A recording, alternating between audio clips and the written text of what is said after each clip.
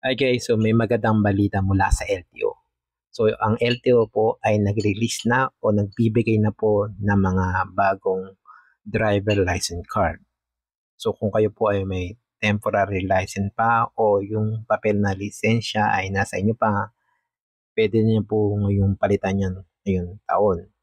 Pero bago kayo pumunta dun sa LTO branch kung saan kayo nag-renew o kumuha, kailangan niyo pong malaman yung schedule niyo kung kailan kayo pupunta. So kung kayo po ay kumuha ng lisensya mula April 1 up to August 31, 2023, pwede ninyo pong kunin yung license card o palitan ng inyong papel na lisensya mula April 15 up to April 31, 2024. Kung saan nyo kunuha yung lisensya, punta na po kayo doon para mapalitan na yan po yan. At kung kayo naman po ay kumuha mula September 1 up to December 31, 2023 last year, pwede nyo po nang kunin o palitan yung papel na lisensya mula May 1 up to May 31, 2024.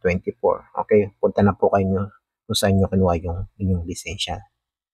So again, para naman po sa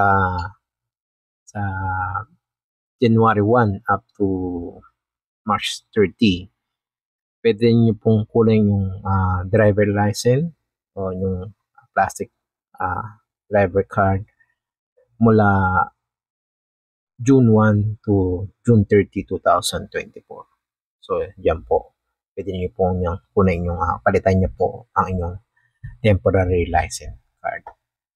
So, yan po. Nakikita rin nyo po para malaman nyo is pinost ko na rin po para pwede nyo i-post at matingan kung kailan kayo pupunta sa inyong mga LTO brand. Okay?